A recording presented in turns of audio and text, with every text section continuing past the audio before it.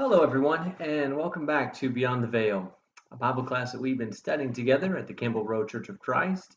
This class looks at the tabernacle, the temple, and the glorious presence of God. In today's lesson, we are finishing up our look at the tabernacle. In the past few classes, we have gone through some specific details relating to the tabernacle. We've looked at the outer courtyard. We looked at the different fixtures there within the courtyard. We looked at the tent. We looked at the tabernacle. We went inside and we looked at the different pieces of furniture inside the tabernacle. We went beyond the veil and we looked in the Holy of Holies. We looked at the Ark of the Covenant and its function and its significance. We looked at the priesthood that served and cared for the tabernacle. Well, today in lesson 12, we finish up our study of the tabernacle by looking at the sacrifices that took place inside the tabernacle compound. Just to begin, to maybe take us back a moment, the tabernacle, the priesthood, the sacrificial system, they were all built on the precious promise of God who had delivered his people out of their slavery in Egypt. And so in Exodus 29 and verse 43, God says, I will meet there with the sons of Israel, and it shall be consecrated for my glory, and I will consecrate the tent of meeting and the altar. I will also consecrate Aaron and his sons to minister as priests to me, and I will dwell among the sons of Israel, and will be their God, and they shall know that I am the Lord their God, who brought them out of the land of Egypt, that I might dwell among them. I am the Lord their God. Just a few things you notice from God's promise to his people.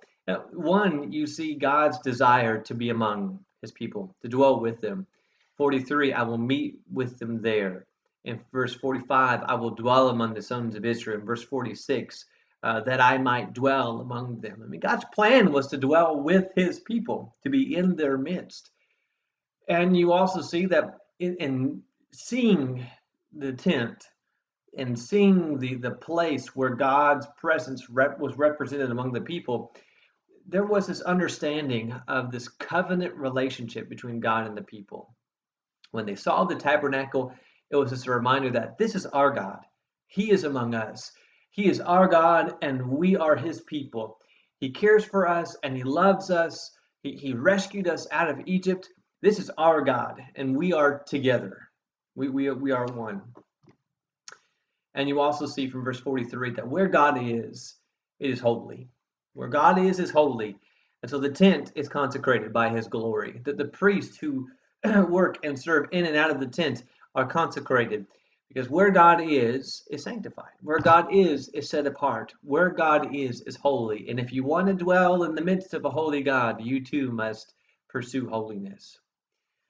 Well, the people came to see just how literally the Lord intended to dwell among them when the tabernacle was constructed. And as you look at the layout of the camp of Israel, what you see is that the tabernacle became literally the centerpiece of the Israelite life. It is in the middle of the camp, in the midst of the people, in the very center of their dwelling. It was the heart, the center of their lives. Now, a question to ask as we think about some of these texts, like Exodus 29, how could an unholy people dwell in such close proximity to a holy God? Isn't that a good question? How could such unholy people dwell in such close proximity to a perfectly holy God? And the answer is our study today. One word: sacrifices. God allowed, maybe enabled, God provided the means by which man could draw near to him, and that was through sacrifices. I want to have on the screen, you can read it in your Bible, or you're welcome to read it on the screen with me. We're going to look at Leviticus 17 and just notice a few things God says about sacrifices and what he says about blood. Leviticus 17, beginning in verse 1, it says, the Lord spoke to Moses, saying, speak to Aaron and his sons and to all the people of Israel, and say to them, this is the thing that the Lord has commanded. If any one of the house of Israel kills an ox or a lamb or a goat in the camp, or kills it outside the camp, and does not bring it to the entrance of the tent of meeting, to offer it as a gift to the Lord in front of the tabernacle of the Lord, blood guilt shall be imputed to that man. He has shed blood, and that man shall be cut off from among his people. This is to the end that the people of Israel may bring their sacrifices that they sacrifice in the open field, that they may bring them to the Lord, to the priest at the entrance of the tent of meeting, and sacrifice them as sacrifices of peace offerings to the Lord. And the priest shall throw the blood on the altar of the Lord at the entrance of the tent of meeting, and burn the fat for a pleasing aroma to the Lord. One thing just to note in the first 6 verses here is God is giving this commandment to his people, and that is, long ago, man used to shed the blood of animals as sacrifices to God, and they would burn them on altars, but they would do it anywhere, out in the open field. They would just do it wherever they were. Noah came off the ark on Mount Ararat, and there he constructed an altar. Abraham in his pilgrimage, in his journeys, Jacob along his path, they would just sacrifice these animals in the open fields. Well, times have changed. The situation has changed. God has had his people build a place that represents where he is among his people. And if they're going to sacrifice to God, they must bring these sacrifices, bring the blood of these animals to him. They are to accept this. They're to respect this, that God is among them. And if they're going to sacrifice, they're going to come to the ark. They're going to come to the tent. They're going to come to the priest who will serve on behalf of God and on the people. No more sacrificing in the open field. Now the blood that is shed as a sacrifice to God will be served in the tabernacle. Bring it to the tent. You notice in verse 7 it says, "So they shall no more sacrifice their sacrifices to goat demons after whom they whore. This shall be a statute forever for them throughout their generations. And you shall say to them, any one of the house of Israel, or of one of the strangers who sojourn among them, who offers a burnt offering or sacrifice, and does not bring it to the entrance of the tent of meeting to offer it to the Lord, that man shall be cut off from his people. If any one of the house of Israel or of the strangers who sojourn among them eats any blood, I will set my face against that person who eats blood, and will cut him off from among his people. For the life of the flesh is in the blood, and I've given it for you on the altar to make atonement for your souls. For it is the blood that makes atonement by the life. Therefore, I have said to the people of Israel, no person among you shall eat blood, neither shall any stranger who sojourns among you eat blood." You notice again, God is calling his people, if you're going to sacrifice, bring it to the tent. Bring it to where I am. And part of that you see in verse 7. He is calling them to a pure devotion to him, worshiping him. Don't offer this to false gods. Don't offer this to idols. Don't offer it to here. He talks about these goat demons. You're going to worship God, and you're going to worship God the way he has commanded, and you're going to worship God in the place he has commanded. Bring it to me. Bring it to the tent. You also see here the importance that God establishes about blood. This is verse 11, that blood came to represent life, symbolizes life. The life of the flesh is in the blood. And so to shed blood is to take life, to take someone's life. And you also notice in verse 11, it's a significant verse, that God gave his people the way to find atonement, the way to establish and find peace between themselves and God when that peace has been broken, when they disobey God's commands. And the way they could do so was through the offering of an animal, the shedding of blood, offering that blood to God. You see, we know up to this point from Genesis 2 that the price, the wages of sin is death. When Adam and Eve disobeyed God, God told them, if you eat from the tree of which he had commanded them not to, and the day they did it, they would die. And Paul wrote in Romans 6, verse 23, that the wages of sin is death. And so the just payment for one sin is death. Someone has to die. A life has to be given. And if you're not going to die, someone has to die. Something has to die. So God allowed the people to take the life of an animal and offer its blood in their place as a payment for their sins. It's a way of seeking forgiveness from God for their disobedience. And so, from verse 10 and 11 and 12, because blood represented life, and that blood was offered to God as a life in place of the life that sinned, the guilty life, they are to respect the blood. They're not going to eat it. They're not going to be cavalier and callous about it. Life was symbolically represented by blood. And so they were to be respectful of that very fact in the way that they treated animals and in the way that they cooked and prepared their animals. Verse 13, it also says, any one of the people of Israel or the strangers who sojourn among them, who takes in hunting any beast or bird that may be eaten, shall pour out its blood and cover it with the earth. For the life of every creature is its blood. Its blood is its life. Therefore I have said to the people of Israel, you shall not eat the blood of any creature, for the life of every creature is its blood. Whoever eats it shall be cut off. Just a continual remembrance that this blood represented life, and you are to honor and respect that, and be careful about how you treat the blood of living things, living beings, living creatures. You know, this point is further established about the importance and significance of blood as life. When the Hebrew writer writes about this in Hebrews 9 and verse 22, he says, without the shedding of blood, there is no forgiveness of sins. God allowed through the sacrificing of these animals to be forgiveness for their sins, to find atonement and peace through their sins. They would have to shed the blood, take the life of some innocent living creature in order to be forgiven for their sins. Now, in the book of Leviticus, chapter 1 through 7, what we find are 5 sacrificial offerings.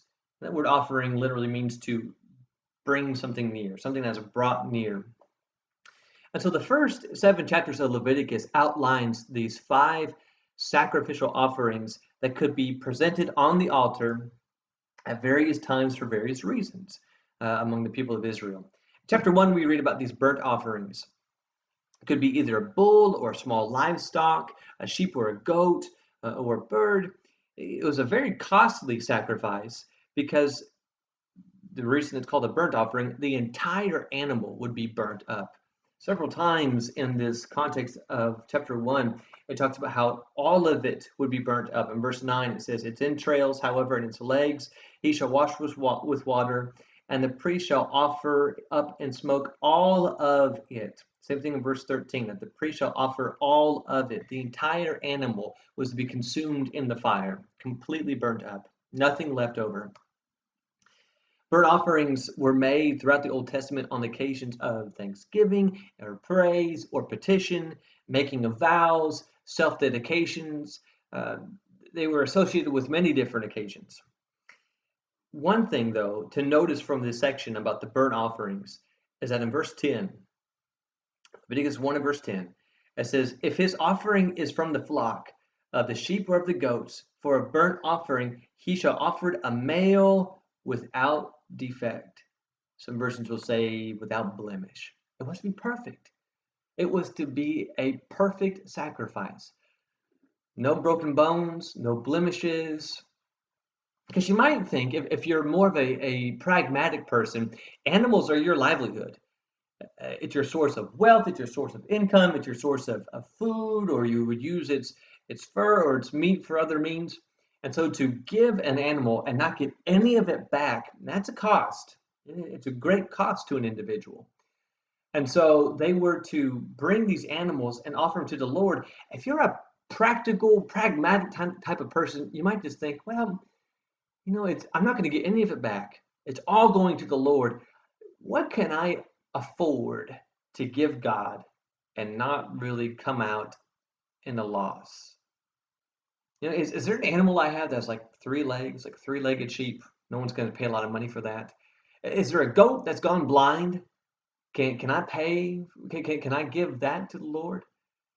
What can I give that I can afford to give away versus actually taking something that would cost, that would hurt. You see, this is what happened to God's people in the book of Malachi. God's people had offered these lame, sick, diseased animals to the Lord, and God's question to them was, you wouldn't do this for important people, for high officials who came before you. You wouldn't offer them the least of what you have, your sick and lame animals. Why are you doing it to me? It was an expectation of God through his sacrifices that if you're going to offer something to God, it needs to be your best. Offer to God the best that you have. But then one other detail here is in verse 4. When people would come and bring their offerings to the priest to sacrifice, they would carry their animals and they'd bring it to the priest. But it says in verse 4, he shall lay his hand on the head of the burnt offering, that it may be accepted for him to make atonement on his behalf. I wonder if maybe this heart-wrenching scene has become lost on us, being so far removed from this setting. When you imagine it, I don't know if you're a hunter, maybe you're kind of used to a scene and setting of blood and death. I certainly am not. You just imagine what it would be like. You've broken God's law. You've disobeyed his commandment, and so you have to offer a sacrifice. And so you go among your flock and you go to a healthy young lamb, a beautiful beautiful creature, so very pure and innocent and sweet. They're not rough animals. They're not aggressive animals. They're sheep. They're very gentle. And so you take this sheep and you carry it in your arms and you carry it to the priest, and there it is in your arms. And you know what you're going to do. You know that in order for you to be forgiven for your disobedience, for your choice of sinning, this precious animal has to die. And so you bring it to the priest. And instead of just dropping it off and saying, okay, here you go. It's my payment. Take it and go. No, that's too isolated. They bring it to the priest and then they lay their hand on its head. Can you imagine? Looking this thing eye to eye, putting your hand on its head. Almost just symbolically, I am laying my guilt, I'm laying my sins upon you, and you're going to pay the price for my disobedience. I am putting that burden on you. Until they rest their hand on the head of this animal, as the priest would come and slit its throat, and it would bleed, and it would die. I imagine we'll say this a few times in this setting, but one of the things that the sacrificial system would have impressed upon God's people is the ugliness and the shame and the pain, the great cost of sin, not just economically. Sin brings death. It always does. And walking away from that scene, from being the cause, the reason for the death of an innocent animal, you would hope it would not leave someone the same. So you have the burnt offerings in Leviticus 1. There's a few other offerings for us to consider. In chapter 2 of Leviticus, we read about the grain offerings. Typically, it consisted of fine flour, oil, frankincense, and salt. The priest would burn his memorial portion of the offering on the altar, and the rest would be a means of providing food for the priest. They could eat whatever was left over. The grain offerings were offered often along with burnt offerings or peace offerings during this time. Until chapter 3, we read about these peace offerings. They were presented, these peace offerings, we read about in chapter 3, they presented the possibility of the people pursuing and achieving a peaceful relationship with God, this communion between God and man.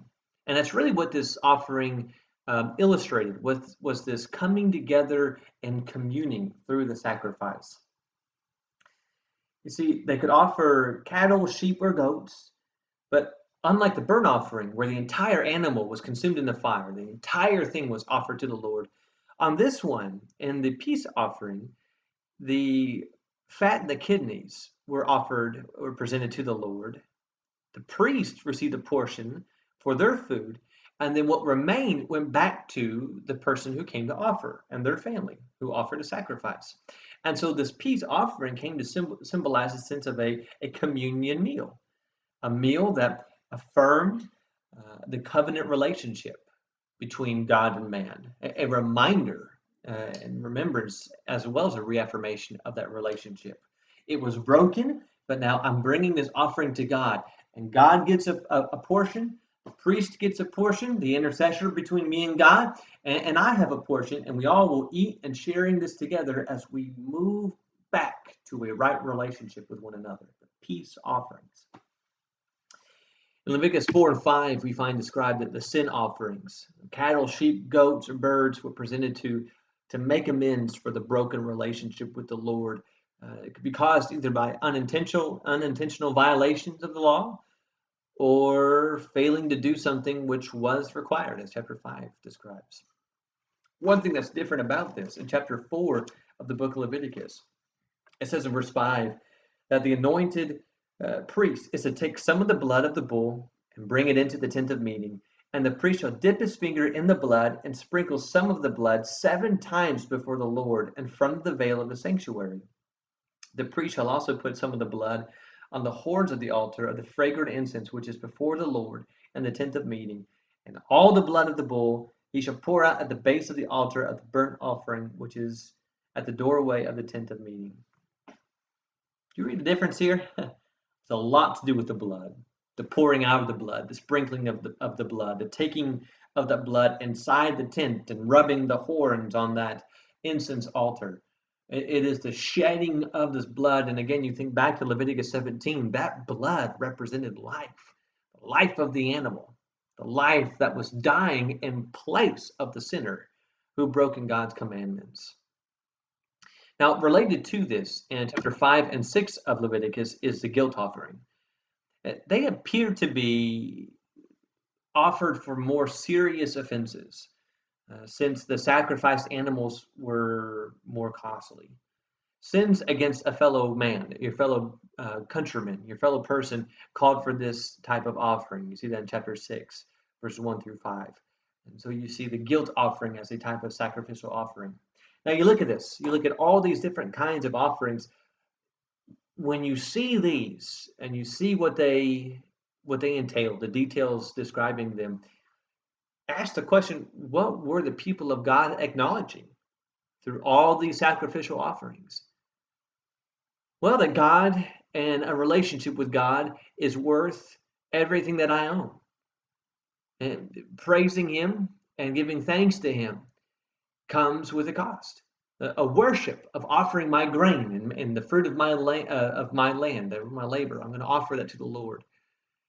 A broken relationship.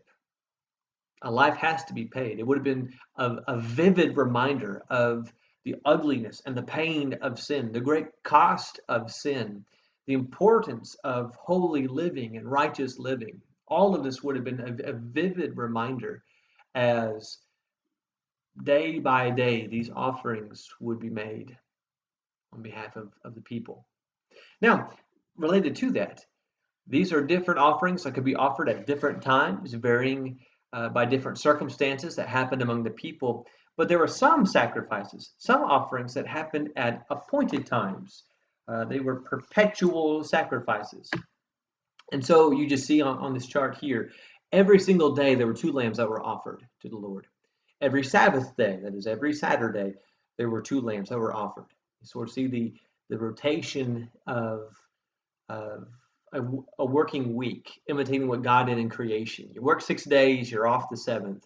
You labor 6 days. On the 7th, God rested. On the 7th, we will honor and glorify God in worship. The first day of every month, there were 2 bulls, 1 ram, 7 lambs, and 1 goat. And then you see throughout the different festivals, the Feast of the Unleavened Bread, the Feast of Weeks, the Feast of Trumpets, the Day of Atonement, and then the week of the Feast of Booths. Varying numbers of animals were sacrificed during these special times, these special celebrations in Israel's calendar. But you notice, just as you peer through that chart, that's a lot of animals. That's a lot of blood being shed. In fact, to add all these up, the appointed time sacrifices, the set aside times that they were expected to sacrifice per year. In a span of 1 year, they would offer 113 bulls, 37 rams, 19 goats, and 1,093 lambs. And you stretch that out over 1,500 years. And you've got 169,000 bulls, 55,000 rams, 28,000 goats, and over 1.5 million lambs. It's a lot of death. It's a lot of blood.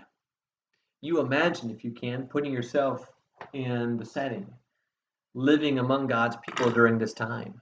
Can you imagine? Have you done that? Have you imagined what it would look like? Have you imagined the setting of what it would be like on a day-to-day basis, dwelling around the tabernacle? Can you imagine the sounds? What the smells? As every day a sacrifice is offered. You imagine as our daily struggle of as disciples of Christ to live every day pure to God, those who would break a covenant having to bring that sacrifice, lining up. There'd be a long line of those who had broken God's commandments, and in their arms are their sacrifice.